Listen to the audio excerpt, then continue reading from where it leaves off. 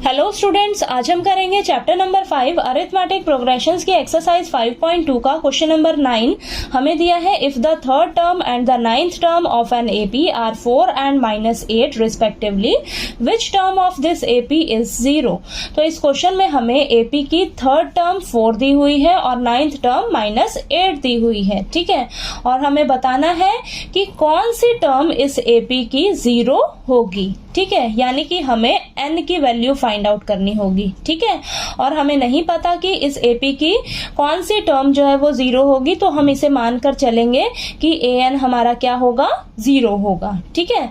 तो चलिए सॉल्यूशन में सबसे पहले हम लिख लेते हैं हमें क्या क्या गिवन है, ठीक है। तो लिखिए गिवन हमें थर्ड टर्म दी हुई है 4, यानी कि A3 हमें कितना दिया हुआ है 4 और नाइन्थ टर्म -8 दिया है, तो A9 हमें दिया है -8, ठीक है। और हमें क्या निकालना है, बताना है कि कौन सी टर्म इस एपी की 0 होगी, यानी कि हमें n की वैल्यू फाइंड आउट करनी होगी, ठीक है। और हम लेट करके चलेंगे कि हमारा ये जो 0 है ये anth पोजीशन पर होगा, ठीक है। तो an का वैल्यू क्या हो जाएगा, 0, ठीक है। अब हमें ये n का वैल्यू फाइंड आउट करना है ना, तो इसके लिए हमें क्या पता रहना चाहिए, a और d का वैल्यू भी पता रहना चाहिए, ठीक है। जब हम an का फॉर्मूला लगाएंगे तो an की जगह तो हम 0 रख लेंगे, ठीक है। अब हम क्या करेंगे, a और d का भी वैल्यू पता रहना चाहिए ना हमें, तो हम वो कहाँ से निकालेंगे, इन दोनों को सॉल्व करके। जो हमें गिवन है ना, ये दोनों टर्म्स हमें दी हुई हैं, तो यहाँ से हम सॉल्व करके a और d का वैल्यू निकालेंगे, फिर हम an का फॉर्मूला लगाकर n का वैल्यू जो है वो निकाल लेंगे, ठीक है। तो चलिए आइए देखते हैं कैसे करेंगे। तो हमें थर्ड टर्म 4 दी है, यानी कि A3 4 दिया है, A3 को हम क्या लिख सकते हैं, A + 2D, ठीक है। ये हो जाएगा 4 और ये हो जाएगी हमारी फर्स्ट इक्वेशन। और नाइन्थ टर्म हमें -8 दी है, A9 को हम लिख सकते हैं A + 8D = -8, ये हो जाएगी हमारी सेकेंड इक्वेशन।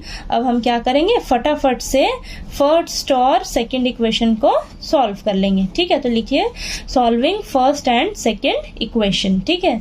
तो फर्स्ट इक्वेशन है हमारे पास A + 2D = 4 और सेकेंड इक्वेशन है A + 8D = -8, ठीक है। तो साइन फटाफट से चेंज करिए, प्लस का है माइनस का हो जाएगा, ये भी प्लस का है माइनस का, और ये माइनस का साइन है तो ये प्लस का साइन हो जाएगा, ठीक है।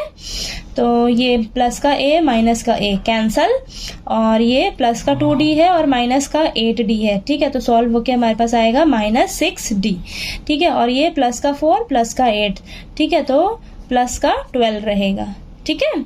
तो यहाँ से हमारे पास d की वैल्यू क्या आ जाएगी, 12 अपॉन में डिवाइड में क्या रहेगा, -6 मल्टीप्लाई में है तो इस साइड जाकर डिवाइड में आ जाएगा -6, ठीक है। अब ये दोनों आपस में कैंसिल होंगे तो हमारे पास क्या बचेगा, d का वैल्यू -2 बचेगा, ठीक है। तो आपने माइनस का ध्यान अच्छे से रखना है, ठीक है। तो यहाँ पर -2 बचेगा हमारे पास d की वैल्यू, ठीक है। तो चलिए अब हमारे पास d की वैल्यू आ गई, अब फटाफट से हम a की वैल्यू निकाल लेते हैं, ठीक है। तो हम रखेंगे put the value of d =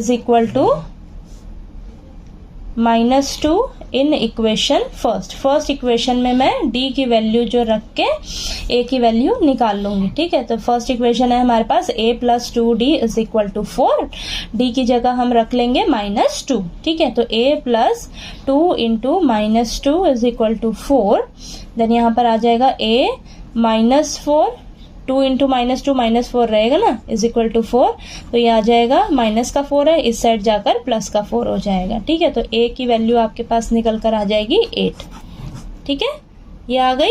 अब हमारे पास a की वैल्यू आ गई, d की वैल्यू आ गई, an हमें पता है क्या है, 0 है, ये हम मान के चल रहे हैं ऐसा, ठीक है, ये हम लेट करके चल रहे हैं, ठीक है। तो अब हमें n का वैल्यू निकालना है, तो हम क्या करेंगे, an का फॉर्मूला लगा लेंगे, ठीक है। an का फॉर्मूला लगा लेंगे, ठीक है। तो चलिए फॉर्मूला लगाते हैं, an = a + n - 1 × d, ठीक है। तो हमने an को क्या माना है, 0, ठीक है। तो हम n की वैल्यू निकालेंगे ना, तो हमें यहाँ से पता लग जाएगा कि हमारा ये जो 0 है ये कौन सी पोजीशन पर है, ठीक है।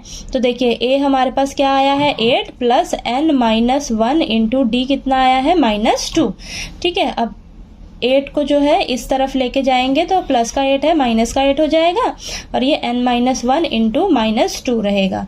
अब यहाँ पर -8 बचेगा, माइनस का 2 है इस साइड जाकर डिवाइड में चला जाएगा, ठीक है। और ये n-1 बचा इधर, माइनस से माइनस कैंसिल, 2 और 8 जो है आपस में कैंसिल होंगे 4 पे, ठीक है। तो यहाँ बचेगा माइनस का 1 है, इस साइड आकर प्लस का 1 हो जाएगा, ठीक है। तो यहाँ पर हमारे पास आ गया 4 + 1, ठीक है। तो ये कितना हो जाएगा आपके पास 5, ठीक है। तो यानी कि आपके पास n की वैल्यू कितनी निकल कर आ गई आपके पास, 5 आ गई, ठीक है। n की वैल्यू आपके पास 5 आ गई, यानी कि आपकी जो फिफ्थ टर्म है इस एपी की वो क्या होगी, 0 होगी, ठीक है। हमसे पूछा है ना कौन सी टर्म इस एपी की हमारी जो है वो 0 होगी, तो हमारी जो फिफ्थ टर्म है इस एपी की वो क्या होगी, 0 होगी, यानी कि फिफ्थ पोजीशन पर हमारा कौन सा नंबर होगा, 0 होगा, ठीक है। यही हमसे पूछा था कि हमें बताइए कि कौन सी टर्म इस एपी की 0 होगी। तो लिखिए यहाँ पर therefore fifth term of this AP is